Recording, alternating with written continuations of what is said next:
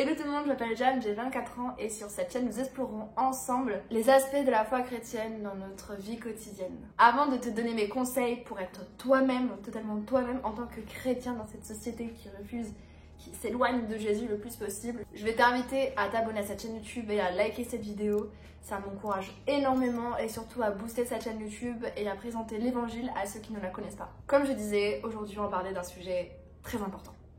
Très important, surtout pour les jeunes convertis. Être soi-même en tant que chrétien. Parfois nous pouvons penser que suivre Jésus, c'est de renoncer à notre individualité. Renoncer à notre personne, se cacher de nos collègues, de nos amis de la fac, de notre boulanger, peu importe. Mais en réalité, Dieu nous a créés de manière unique et il veut tout simplement que nous soyons authentiques dans notre foi. Dans cette vidéo, je vais te partager 8 conseils pour que tu puisses être toi-même dans cette société qui, comme je le disais, refuse Dieu le plus possible.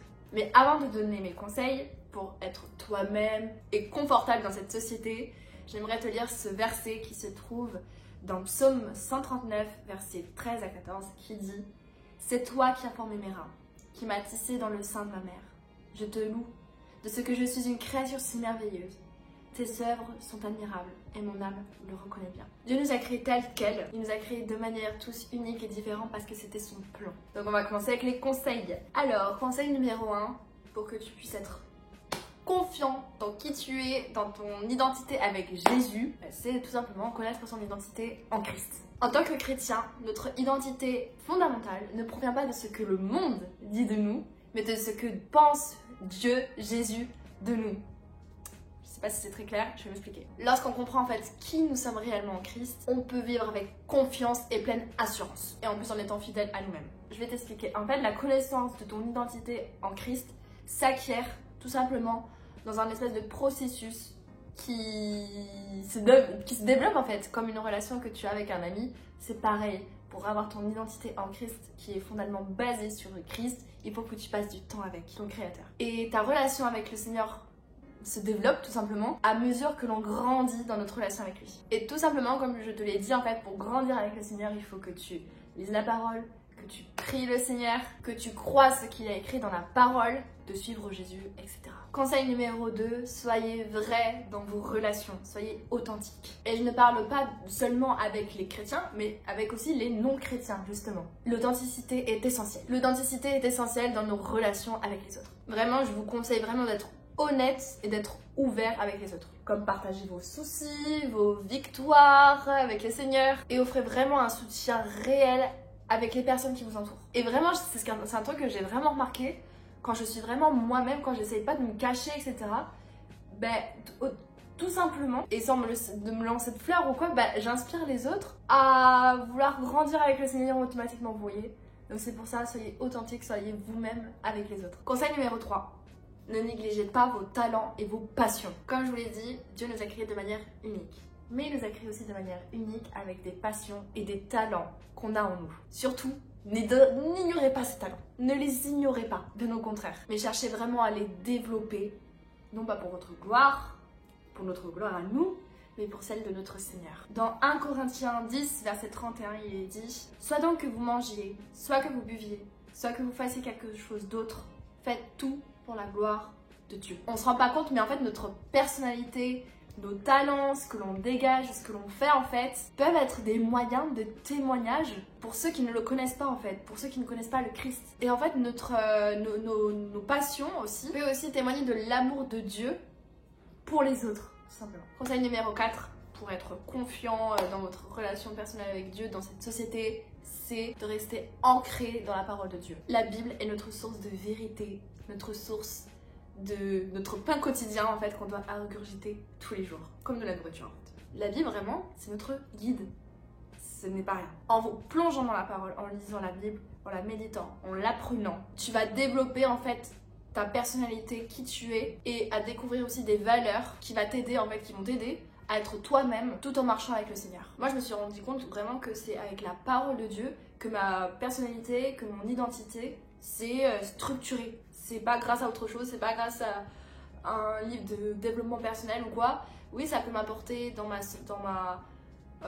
sur le coup en fait, sur l'instant, mais vraiment je sais que toute ma vie c'est la Bible va me permettre de grandir. Donc vraiment, laissez la parole de Dieu vous façonner, vous structurer et vous verrez que vous serez de plus en plus à l'aise dans vos actions, dans qui vous êtes avec le Seigneur dans votre vie de tous les jours. Conseil numéro 5, c'est écouter le Saint-Esprit quand il vous parle.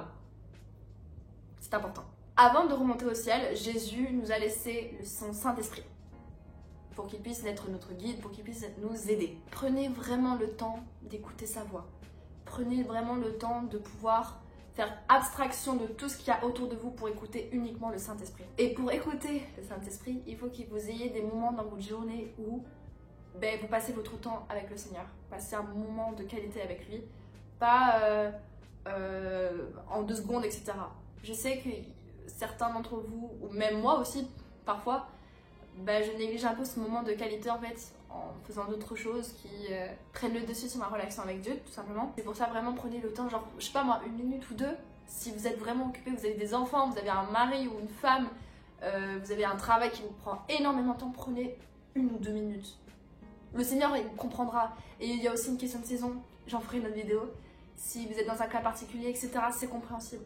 C'est pour ça, prenez quand même 1 ou 2 minutes, voilà. Vous écoutez vraiment la voix du Saint-Esprit qui vous parle, et voilà. Et quand le Saint-Esprit vous parle et vous dit de faire quelque chose, obéissez-le. Vous verrez que vous allez grandir, vous allez vous en sortir grandi. Le Saint-Esprit vous aidera vraiment et il nous aide vraiment à rester authentique, à être totalement authentique et à vivre selon la volonté de Dieu. Conseil numéro 6, pratiquez la compassion envers vous-même et envers les autres. La compassion, pour moi, est une qualité essentielle pour un chrétien. Accordez-vous vraiment de la grâce et à vous pardonner quand vous faites des erreurs. Là, je pense tout de suite à ma meilleure amie qui parfois est un peu dure envers elle-même. Si tu passes par là, Jade, je te fais de gros bisous. Là, ce conseil, il est vraiment pour toi. Je te le dis un petit peu. Mais soyez compatissants avec vous-même. Même si parfois, on peut se dire, oui, mais c'est de l'orgueil, etc. C'est de l'égoïsme et tout envers le Seigneur. On n'est pas parfait, ok. Mais je sais que ça ne doit pas être une excuse. Mais d'un autre côté, on n'est pas des robots non plus. Et encore une fois, on n'est pas parfait. Si vous faites une erreur, demandez pardon au Seigneur. Si vous avez une baisse de foi ou quoi, demandez pardon au Seigneur et il vous pardonnera. Donc je vous ai dit d'être compatissant avec vous-même, mais soyez aussi compatissant avec les autres. Et je sais que là, ça va être un peu compliqué parce qu'on est plus facilement compatissant avec nous-mêmes qu'avec les autres. On va pas se cacher. Il faut qu'on reconnaisse qu'on n'est pas tous au même stade au niveau de notre foi, au niveau de nos façons de penser, etc. C'est pour ça qu'il faut qu'on soit plus indulgent. Conseil numéro 7, cherchez la sagesse et les conseils bibliques. Lorsqu'on est confronté à des décisions, à des épreuves qui nous mettent notre identité en Christ un peu en épreuve, en question, c'est à partir de ce moment-là qu'il faut vraiment qu'on cherche la sagesse de Dieu dans sa parole. Ma voix, elle a fait un bruit bizarre. Dans sa parole. C'est là où il faut qu'on se plonge dans la Bible, qu'on prie le Seigneur, qu'on peut demander aussi des conseils à nos pasteurs, à des anciens dans notre église, à des personnes en qui nous avons confiance, à nos parents. Moi personnellement, je suis très proche de ma mère au niveau spirituel. On parle beaucoup de la parole ensemble, etc. On discute beaucoup par rapport à la foi chrétienne, etc. Ou tout simplement des personnes que vous connaissez qui sont beaucoup plus expérimentées dans la foi que vous. Ainsi donc, nous arrivons au dernier conseil qui est le conseil numéro 8, qui est bien sûr de cultiver une relation profonde avec Dieu. La clé pour être authentique en tant que chrétien est de persévérer dans sa relation personnelle avec Dieu. Et je peux vous dire que c'est une question de discipline, il n'y a pas. En fait, tout simplement pour persévérer dans votre relation avec le Seigneur, c'est comme si vous voulez tout simplement entretenir une relation amicale avec quelqu'un. Si vous voulez être ami avec quelqu'un, vous allez chercher du temps à le connaître, à le voir, à lui parler. C'est pareil avec Dieu, c'est pareil avec Jésus. Prenez du temps chaque jour pour prier, pour lire la Bible, pour jeûner aussi. C'est quelque chose d'ailleurs que je ne fais pas et que je devrais faire. D'ailleurs le jeûne, soit dit en passant, c'est vraiment quelque chose que je dois faire.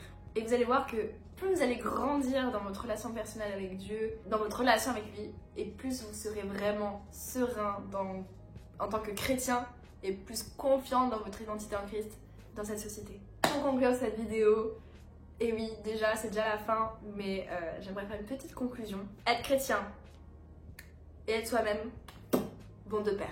Dieu nous a créés avec une identité totalement unique. Et il nous appelle à vivre en accord avec cette identité, en reflétant son amour et sa vérité. J'espère vraiment que ces 8 conseils vous apporteront vraiment dans votre foi chrétienne, dans votre personne, dans votre identité en Christ, et que ces conseils aussi vont également vous aider à rester fidèle à vous-même tout en suivant le Seigneur. Rappelez-vous, et je me le dis aussi à moi-même, Dieu nous aime parce qu'il nous a créés de manière totalement unique. Et il veut vraiment que l'on vive avec lui de manière authentique. Surtout n'ayez pas peur, pour ceux qui ont la rêve, d'être vous-même en fait, tout simplement. N'ayez pas peur d'être vous-même. Et surtout laissez briller cette flamme, cette lumière en vous, dans ce monde en fait. Ce monde a besoin de cette lumière qu'on a en nous. Et surtout rappelez-vous qu'on n'est pas seul.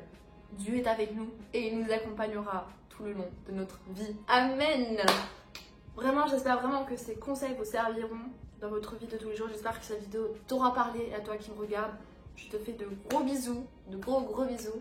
Et je te retrouve dimanche prochain à 18 h avec une nouvelle vidéo. Surtout encore une fois, n'hésite pas à t'abonner, à liker cette vidéo et à surtout commenter, ça me ferait super plaisir. Et surtout à booster cette chaîne YouTube. Je te fais de gros bisous et à bientôt. Bye bye.